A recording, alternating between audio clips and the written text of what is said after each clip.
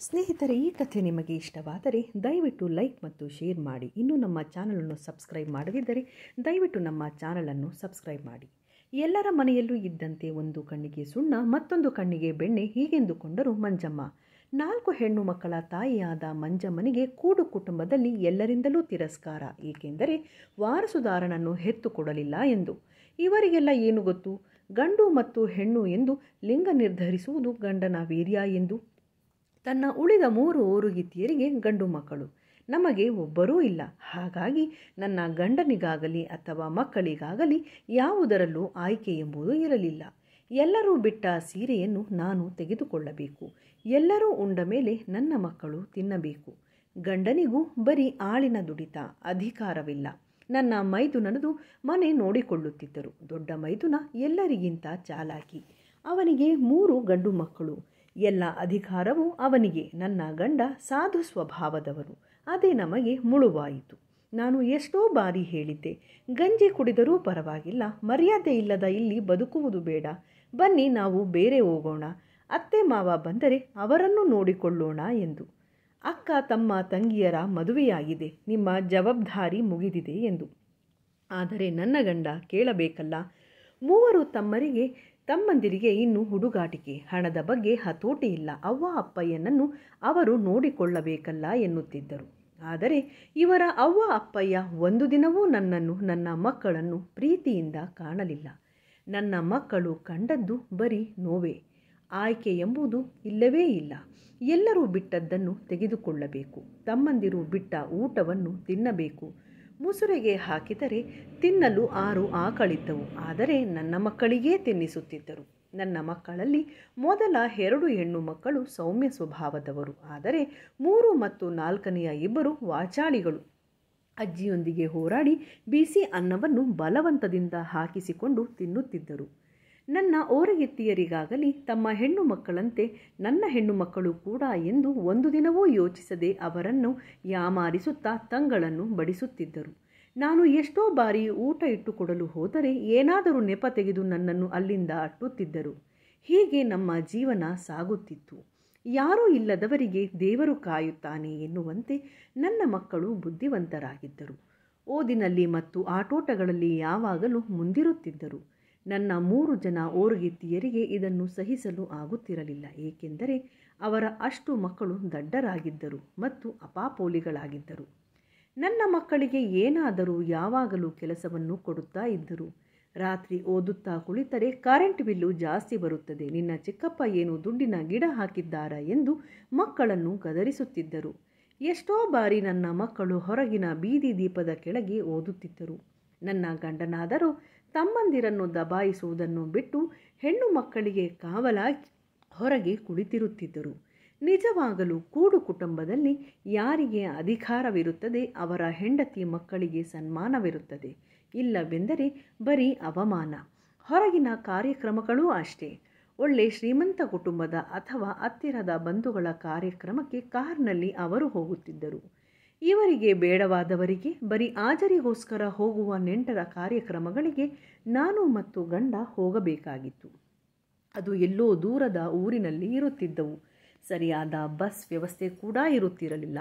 ಅಂದು ನನ್ನ ದೊಡ್ಡ ಮಗಳು ಹುಷಾರಿಲ್ಲದೆ ಮಲಗಿದ್ದಳು. ಅದೇ ಸಮಯದಲ್ಲಿ 3ನೇ ಮಗಳು ಮೈನೆರೆದಿದ್ದಳು. ನನ್ನ ಗಂಡ ಅವಳಿಗಾಗಿ ಹೊರಗಿನ ಕೋಣೆ ವ್ಯವಸ್ಥೆ ಮಾಡುತ್ತಿದ್ದರು. ಹಳ್ಳಿಗಳಲ್ಲಿ ಮಡಿ ಮೈಲಿಗೆ ಆಚರಣೆಗಳು ಹೊಸದಾಗಿ ಋತುಮತಿಯಾದಾಗ ಏನೇನೋ ಇರುತ್ತಿದ್ದವು. ನಾನು ನನ್ನ ಗಂಡ ಅಲ್ಲಿದ್ದಾಗ ನನ್ನ ಮೊದಲ ಓರಿಗಿತ್ತಿ ನನ್ನ ದೊಡ್ಡ ಮಗಳು ವೀಣಾ ಎಷ್ಟು ಹುಷಾರಿಲ್ಲ ಚಿಕ್ಕಮ್ಮವೆಂದರೂ ಬಿಡದೆ ಅವಳ ಕೈಯಲ್ಲಿ ಹಾಲು ಕರೆಸಿ ದೂರದ ಡೈರಿಗೆ ಕಳಿಸಿದ್ದಳು. ಬರುವಾಗ ತಲೆ ಸುತ್ತಿ ಬಿದ್ದು ಕೈಕಾಲು ರಕ್ತ ಮಾಡಿಕೊಂಡು ಬಂದಿತ್ತು ಮಗು. ಇದನ್ನು ನೋಡಿ ನನಗೆ ತೀರಾ ಕೋಪ ಬಂತು. ನಾನು ಅವಳನ್ನು ಏಕೆ ಕಳುಹಿಸಿದೆ ಎಂದು ಓರಿಗಿತ್ತಿಯನ್ನು ಕೇಳಿದೆ. ಅವಳ ಮಗ ಮನೆಯಲ್ಲಿ ಟಿವಿ ನೋಡುತ್ತಾ ಆರಾಮಾಗಿ ಕುಳಿತಿದ್ದ. ಅವರಿಬ್ಬರೂ ಒಂದೇ ವಾರಿಗೆಯವರು. ಗಂಡು ಹುಡುಗನನ್ನು ಕಳಿಸುವುದು ಬಿಟ್ಟು ಇವಳನ್ನು ಹುಷಾರಿಲ್ಲದೆ ಮಲಗಿರುವ ಮಗುವನ್ನು ಏಕೆ ಕಳುಹಿಸಿದೆ ಎಂದು ಕೇಳಿದೆ. ಕಾರಣ, ಹಾಲಿನ ಡೈರಿ ಹತ್ತಿರ ಪೋಲಿ ಕಟ್ಟೆ ಇದೆ. ಕೆಲಸವಿಲ್ಲದ ಪೋಲಿ ಗಂಡಸರು ಎಲ್ಲರ ಬಗ್ಗೆ ಕೆಟ್ಟದಾಗಿ ಮಾತನಾಡುತ್ತಾ ಕುಳಿತಿರುತ್ತಾರೆ. ಹರೆಯದ ಹುಡುಗಿ ಅಲ್ಲಿ ಒಬ್ಬಳೇ ಹೋದರೆ ಏನು ಮಾಡುತ್ತಾರೋ ಎಂಬ ಭಯ. ಇದೇ ಕಾರಣಕ್ಕೆ ನನ್ನ ಯಜಮಾನರು ಮಗಳೊಟ್ಟಿಗೆ ತಾವೂ ಹೋಗುತ್ತಿದ್ದರು ಅಥವಾ ಆಳು ಮಕ್ಕಳ ಜೊತೆ ಹಾಲು ಹಾಕಿಸುತ್ತಿದ್ದರು. ಅದಕ್ಕೆ ಆ ವಾಚಾಳಿ, ಎಲ್ಲದಕ್ಕೂ ಗಂಡು ಹೆಣ್ಣಿನಲ್ಲಿ ಭೇದವಿಲ್ಲ ಅಂತ ಹೇಳ್ತೀರಲ್ಲ, ಕೆಲಸದಲ್ಲಿ ಮಾತ್ರ ಗಂಡು ಮಕ್ಕಳೇ ಮಾಡಬೇಕಾ ಅಂತ ಕೊಂಕು ತೆಗೆದಳು. ಅದಕ್ಕೆ ನಾನು ಹೇಳಿದೆ, ಅವಳು ಹುಷಾರಿಲ್ಲದೆ ಜ್ವರ ಬಂದು ಮಲಗಿದ್ದಾಳೆ, ಪ್ರತಿದಿನ ಹೋಗ್ತಾಳೆ, ಯಾವತ್ತಾದರೂ ಹೋಗಲ್ಲ ಅಂತ ಹೇಳಿದ್ದಾಳ. ಇವತ್ತು ಒಂದು ದಿನ ನಿನ್ನ ಮಗನನ್ನು ಕಳಿಸಿದರೆ ಏನಾಗ್ತಿತ್ತು ನೋಡು, ಬಿದ್ದು ಕೈಕಾಲು ರಕ್ತ ಸುರಿತಿದೆ ಎಂದು ಹೇಳಿದೆ. ಇದೇ ಅವಕಾಶಕ್ಕಾಗಿ ಕಾಯುತ್ತಿದ್ದ ಅವಳು ಜೋರಾಗಿ ಬಾಯಿ ಮಾಡುತ್ತಾ ಏನೇನೋ ಮಾತನಾಡಲು ಶುರು ಮಾಡಿದಳು. ನಿಮಗೆ ಗಂಡು ಮಕ್ಕಳಿಲ್ಲ ಎಂದು ನನ್ನ ಮಕ್ಕಳನ್ನು ನೋಡಿ ಹೊಟ್ಟೆ ಉರಿ, ಹಾಗೆ ಹೀಗೆ ಎಂದು ಬಾಯಿಗೆ ಬಂದ ಹಾಗೆ ಮಾತನಾಡಿದಳು. ಇಷ್ಟು ವರ್ಷ ಅದು ಮಿಟ್ಟಿದ್ದ ಕೋಪ ರೋಷ ಒಮ್ಮೆಲೆ ಸಿಡಿಯಿತು. ನನ್ನ ಗಂಡ ಎದ್ದು ಬಂದರು. ತನ್ನ ಅವ್ವನಿಗೆ ಹೇಳಿದರು, ಇಷ್ಟು ವರ್ಷ ಒಟ್ಟಾಗಿರೋಣ, ಅನುಸರಿಸಿಕೊಂಡು ಹೋಗೋಣ ಎಂದು ಇದ್ದೆ. ನಾನು ಬೇರೆ ಹೋಗ್ತೀನವ್ವ, ಸೂತಕ ಮುಗಿದ ಮೇಲೆ ನಾನು ತೋಟದಲ್ಲೇ ಮನೆ ಮಾಡಿಕೊಂಡು ಅಲ್ಲೇ ಇರ್ತೀನಿ ಅಂತ ಹೇಳಿದರು.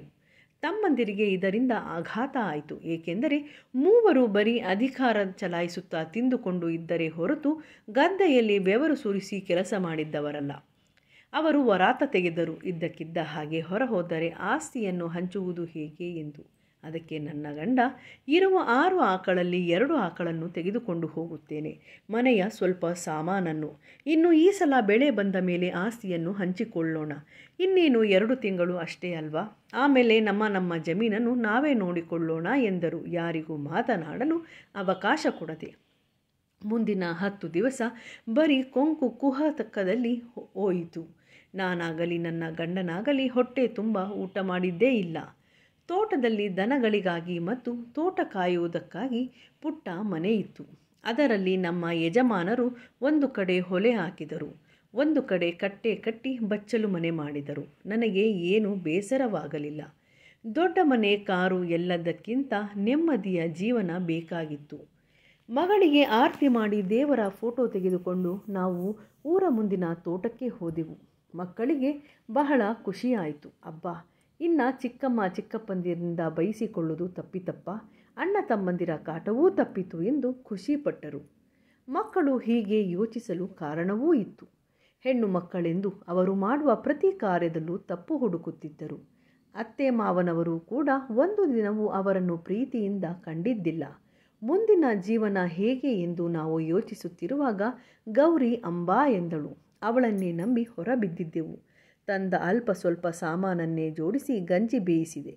ತೋಟದಲ್ಲಿ ಸಿಕ್ಕ 1-2 ತರಕಾರಿಗಳಿಂದ ಪಲ್ಯ ಮಾಡಿದೆ. ಎಲ್ಲರೂ ಹೊಟ್ಟೆ ತುಂಬ ಊಟ ಮಾಡಿ ಚಾಪೆ ಹಾಸಿ ಮಲಗಿದೆವು. ಹಾಗೆ ಹೀಗೆ ಮಾಡುತ್ತಾ 2 ತಿಂಗಳು ಕಳೆಯಿತು.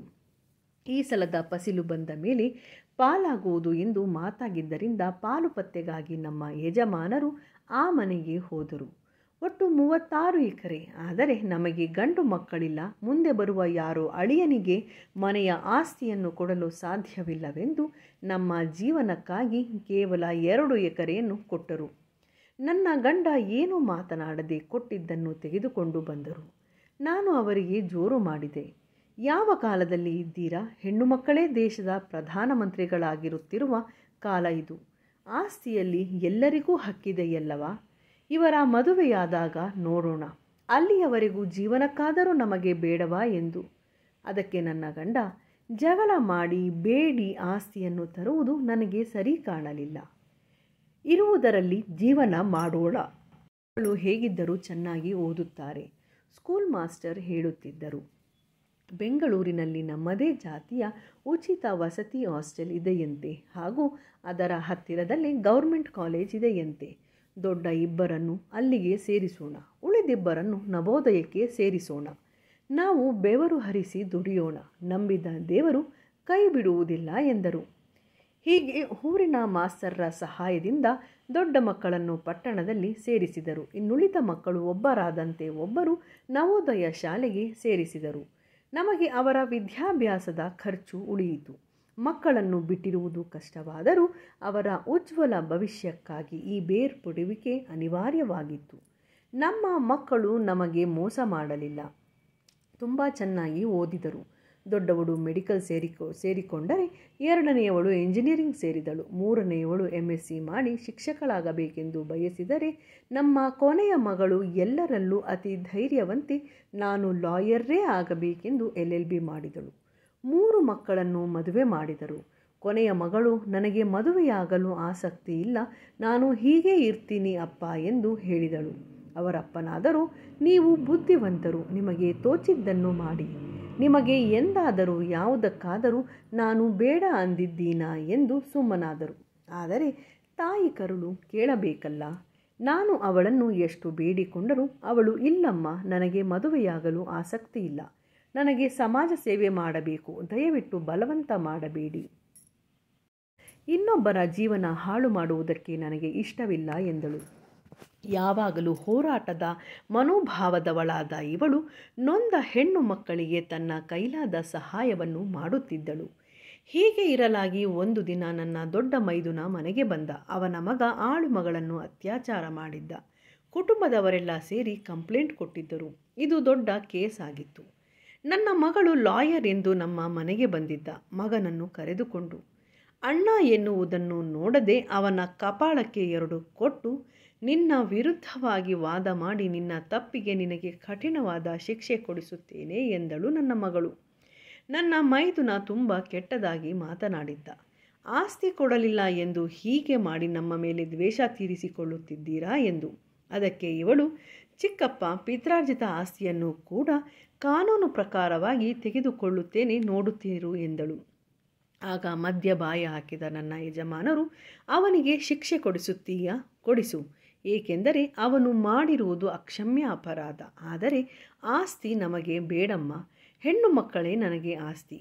ಊರು ಹೋಗು ಅನ್ನುತ್ತಿದೆ, ಕಾಡು ಬಾ ಅನ್ನುತ್ತಿದೆ. ಇಂತಹ ಹೊತ್ತಿನಲ್ಲಿ ನಮಗೇಕೆ ಆಸ್ತಿ? ನನಗೂ ನಿನ್ನ ಅಮ್ಮನಿಗೂ ಇರುವವರೆಗೂ ಒಂದು ತುತ್ತು ಗಂಜಿ ಕೊಡಿ, ಅದೇ ಸಾಕು ಎಂದರು. ನೀವೆಲ್ಲರೂ ನಿಮ್ಮ ಕಾಲ ಮೇಲೆ ನಿಂತಿದ್ದೀರಾ, ಅದೇ ಸಾಕು.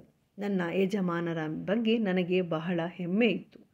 ಹೆತ್ತವರು ಒಡ ಹುಟ್ಟಿದವರು ಎಷ್ಟೇ ಕಷ್ಟ ಕೊಟ್ಟರೂ ಒಬ್ಬರಿಗೂ ಶಾಪ ಹಾಕಲಿಲ್ಲ. 4 ಜನ ಹೆಣ್ಣು ಮಕ್ಕಳು ಹುಟ್ಟಿದರು ಎಂದು ಒಂದು ದಿನವೂ ಕೊರಗಲಿಲ್ಲ. ಅವರ ಇಚ್ಛೆಯಂತೆ ಅವರಿಗೆ ಹೆಮ್ಮರವಾಗಲು ಬಿಟ್ಟರು. ಈ ಹೆಮ್ಮರಗಳು ಎಷ್ಟೋ ಜನರಿಗೆ ಆಸರೆಯಾಗಿವೆ. ನನ್ನ ಜೀವನ ಸಾರ್ಥಕವಾಯಿತೆಂದು ಭಗವಂತನಿಗೆ ಕೈಮುಗಿದೆ.